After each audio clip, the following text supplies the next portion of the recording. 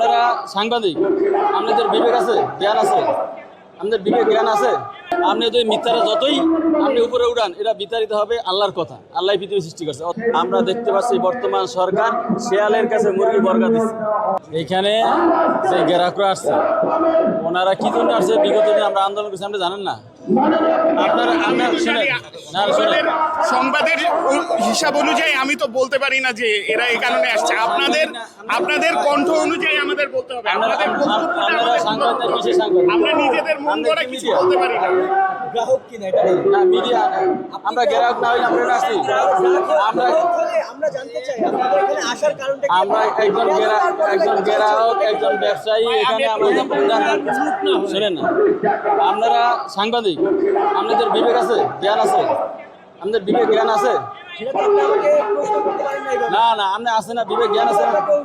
আপনি তো একজন মানুষ, আপনি একজন মানুষ না? আল্লাহ আপনার সৃষ্টি করছে, একটা জ্ঞান মেধা দিয়ে আপনার সৃষ্টি করছে না? এই জ্ঞান এবং মেধারে lily whip chia misty glowing body wash.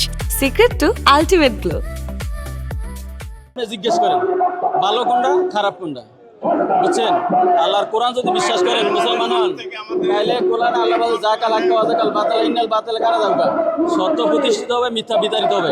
আপনি যদি মিথ্যারা যতই আপনি উপরে উঠান, এটা বিতাড়িত হবে আল্লাহর কথা। আল্লাহ পৃথিবী সৃষ্টি করছে। অতএব আপনার বিবেক দিয়া, আপনার বিবেচনা দিয়া আপনি প্রচার করেন। নবনিযুক্ত যে চেয়ারম্যান, ইনি যদি ওনার পদে বহাল থাকে, আপনাদের কি কি ক্ষতি হতে পারে? স্পেসিফিকলি একটু বলবেন, আপনারা কি কি ক্ষতির সম্মুখীন? যে কারণে আপনারা আসলে তার যে কারণে আসলে তার পদত্যাগটা যাচ্ছে, এই কারণ হলো গ্রাহক হিসেবে আসছে। উনি বিগত দিনে সৈরাচারী আওয়ামী লীগ সরকারের 100 বছর আগে যারা পরিচালনা করছে, তখন এই ব্যাংকটা এই বাংলাদেশের সব ব্যাংকের চেয়ে অর্থনৈতিকভাবে সবার উপরে ছিল। 17 বছর তারা জোর করে তাদের পরিচালনা চেয়ারম্যান বসানোর পরে এই ব্যাংকটারে তারা দেউলিয়া বানাইছে, দেউলিয়ার দ্বার প্রান্তে নিয়ে গেছে। এখান থেকে 24-এর আন্দোলন পরে আবার এটারে সুন্দরভাবে গুছানো হয়েছিল। কিন্তু বর্তমান পরিস্থিতিতে তারা দেখলো যদি এখানে এইভাবে এটা চলে, তাহলে আবারও অর্থনীতি শীর্ষে উঠে যাবে। এই জন্য তারা ফ্যাসিস্টদের দোসর, যিনি আন্দোলনের পরে এদেশ থেকে পালিয়েছিল, তার কোনো অস্তিত্ব ছিল না। ভয়ে আপনি যারা এদেশ থেকে পালাইছে, তারা কি অপরাধী নিজেকে মনে করে দিতে পালাইছে যে আমি অপরাধী না হইলে, আপনি যদি অপরাধ করেন তখন সে আপনি পালাইবেন যে লোকজন বা এলাকার লোকজন আমি খারাপ কাজ করছি, আমাকে সবাই খারাপ ভাববে, এই জন্য তো সে পালাইছে। এই অপরাধী পালানো অবস্থায় থাকা অবস্থায় আবার কিভাবে ব্যাক করে সে একটি অর্থনৈতিক ইসলামী শরিয়া ভিত্তিক অর্থনৈতিক ব্যাংকের প্রধান হতে পারে?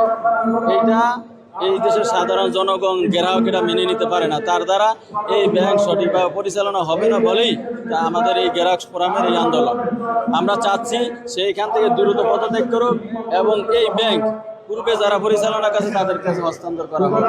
তাইলে এই ব্যাংক আসলে আপনাদের দাবি কি? প্রধানমন্ত্রী কিভাবে ইনসাফ প্রতিষ্ঠা করবেন? ভাই শুনেন, প্রধানমন্ত্রী, এদেশের প্রধানমন্ত্রী যিনি আছেন, ইনি 17 বছর ভুক্তভোগী। তিনি এই দেশ থেকে থাকতে পারে না বিদায়ী এই দেশের ওই সময়ের স্বৈর শাসনের নির্যাতিত হয়ে সে লন্ডনে ছিল। তার পরিচয় ছিল না, সে লন্ডনে পলায়ন ছিল। সেই 17 বছর নির্যাতনের কথা তার মনে আছে।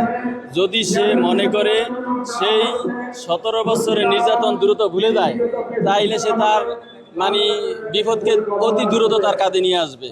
কারণ কোনো দালাল দ্বারা দেশ পরিচালনা করা যায় না। যদি কোনো সরকার দালালের কাঁধে ভর করে, সেই দালালরা তার জীবন, তার সমস্ত নিঃস্ব করে দিবে। এখন দেখতেছি বর্তমান সরকার এক প্রকার দালালের সম্মুখীন হয়েছে। দালালরা তাকে এমনভাবে বিতাড়িত করবে। দীর্ঘদিন শহীদ জিয়াউর রহমান এই দেশ পরিচালনা করেছে, তার মা বেগম খালেদা জিয়া দেশ পরিচালনা করেছে।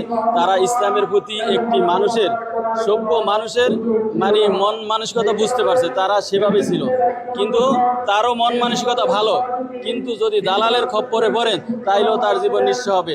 আমরা দেখতে পাচ্ছি বর্তমান সরকার শেয়ালের কাছে মুরগি বর্গা দিচ্ছে, শেয়ালের কাছে মুরগি বর্গা দিতে চাচ্ছে। যদি এইভাবে বর্গা দেয়, তাহলে শেয়াল অচিরেই মুরগি সহ ক্ষোভ খাইয়ে ফেলবে।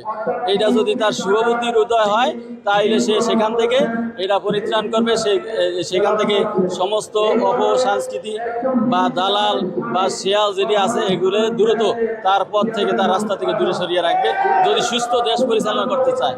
আমরা চাচ্ছি তাদের শুভবুদ্ধির উদয় হবে এবং বিগত দিনের পিছনে যে তারা নির্যাতিত হয় সেটা তারা স্মরণ করবে এবং ভালো পথে ফিরে আসবে। এটাই আমরা চাই। আমরা তাদের সাথে আছি, থাকবো যতদিন পর্যন্ত তারা ভালো পথে থাকবে। এই জন্য আপনাদের সকলকে ধন্যবাদ। আপনারা সবাই ভালো থাকবেন, সুস্থ থাকবেন।